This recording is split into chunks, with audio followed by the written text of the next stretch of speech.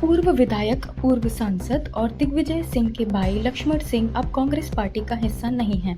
11 जून बुधवार को कांग्रेस पार्टी ने उन्हें 6 साल के लिए निष्कासित कर दिया है। पार्टी ने इस कदम के बाद बीजेपी कांग्रेस के बीच जमकर सियासत भी हुई। हालांकि निष्कासन को लेकर लक्ष्मण सिंह चुप ही रहे। कार्रवाई के कुछ घंटों बाद अब दिग्गी के भाई का बयान सामने आया है। एक्शन के बाद लक्ष्मण सिंह ने फिर राहुल गांधी पर निशाना साधा है। निष्कासन के बाद लक्ष्मण सिंह ने कहा कि पार्टी चाहती है कि मैं ऐसा बयान दूं कि राहुल गांधी देश का भविष्य हैं और वो प्रधानमंत्री बनेंगे, लेकिन मैंने इनकार कर दिया। मैं ज्योतिषी नहीं हूं जो भविष्य बताऊं, इसलिए मुझे बाहर कर दिया गया। चांचौड़ा विधानसभा सीट से 2023 का विधानसभा चुनाव हारने के बाद लक्ष्मण सिंह कई बार प्रदेश और राष्ट्रीय नेतृत्व पर सवाल उठाते रहे हैं। हाल ही में उन्होंने राहुल गांधी सहित पार्टी के अन्य शीर्ष नेताओं के खिलाफ बयानबाजी की थी, जिससे वे लगातार विवादों में घिरते जा रहे थे। गुना जिले में एक विरोध प्रदर्शन के दौरान लक्ष्मण सिंह ने राहुल गांधी को नादान तक कह दिया था। उन्होंने कहा था कि रॉबर्ट वाड्रा कहते हैं मुसलमान को सड़क पर नमाज नहीं पढ़ने दिया जा रहा, इसलिए आतंकी हमला हुआ। राहुल गांधी को ऐसी घटनाओं पर सोच समझकर बोलना चाहिए। इनकी नादानी के कारण ही आतंकियों की हिम्मत बढ़ती है।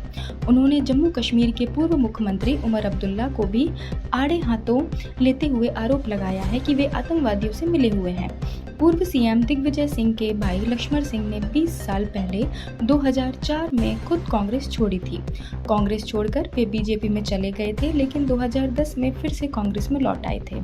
अब इस बार पार्टी ने उन्हें खुद निकाल दिया है। लक्ष्मण सिंह 2003 में मध्य प्रदेश विधानसभा चुनाव के बाद कांग्रेस छोड़कर बीजेपी में शामिल हो गए थे।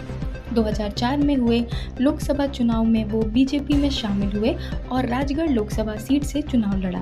इस चुनाव में उन्होंने जीत हासिल की और बीजेपी से सांसद बने। हालांकि कुछ ही वक्त बाद वो फिर से कांग्रेस में लौट आए। राहुल गांधी के इशारे पर सेना से सवाल किए जा रहे हैं। क्या ये अच्छा है? देश के लिए अच्छा है? बिल्कुल नहीं। और नियम ये है, उस संसद के नियम नहीं जानते हैं।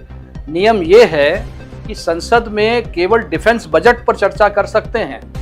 डिफेंस की रणनीति पर कोई चर्चा नहीं कर सकते, न डिफेंस, न पार्लियामेंट में, न बाहर। ये नियम है।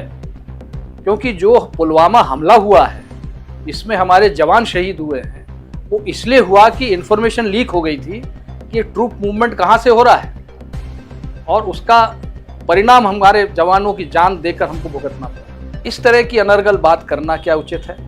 जब पाकिस्तान का प्रधानमंत्री ये कह रहा है कि वो उन्हें रात को 2:30 बजे पता चला कि उनके सारे हवाई अड्डों को तबाह कर दिया गया है, कई उनके लड़ाकू जहाज तबाह कर दिए गए हैं, तो उसके बाद राहुल गांधी का ये पूछना कि कितने हवाई जहाज हमारे गिर गए, आप पाकिस्तान के प्रधानमंत्री से भी एक कदम आगे निकल गए, ये बहुत ही एक दुख की बात है।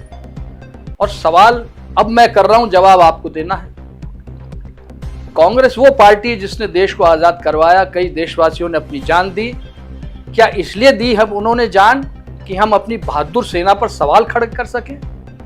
तुम्हारे अनर्गल अनावश्यक बयानों के कारण तुम कल्पना नहीं कर सकते हो कि देश की जनता कितनी आहत हुई। आज कांग्रेस का कार्यकर्ता तुम्हारे बयानों के कारण सर उठा के सम्मान से चल नहीं पाता है, जबकि दूसरी पार्टी के कार्यकर्ता सम्मान से सर उठाकर चलते हैं, स्वाभिमान से चलते हैं, सिर्फ तुम्हारी बयानों के कारण। पर ये तुमसे कोई कहेगा नहीं, क्योंकि तुम तो अपने चमचों से घिरे रहते हो और घिरे रहोगे, कोई फर्क नहीं आने वाला तुम। क्योंकि पूरे देश में तुम पैदल चले, पैदल चलने के बाद पूरे देश में आज पार्टी कहां खड़ी है? मध्य प्रदेश में एक सीट नहीं है, और तुम अपने आप को रेस का घोड़ा कहते हो।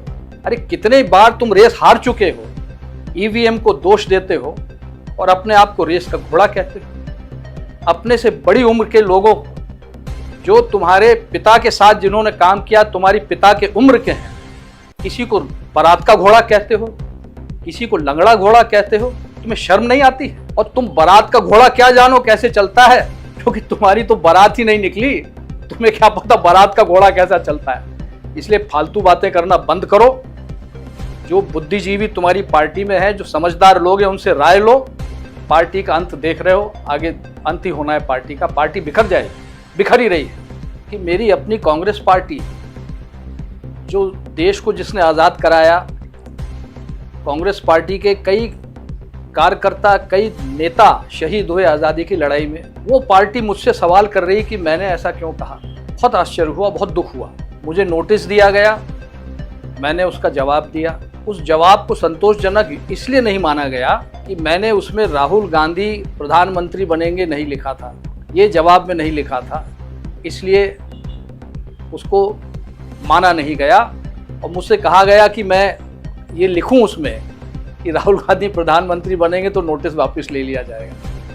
मैंने मना कर दिया, मैं कोई ज्योतिषी नहीं हूं, और उन्होंने मुझे पार्टी से 6 साल के निष्कासित कर दिया।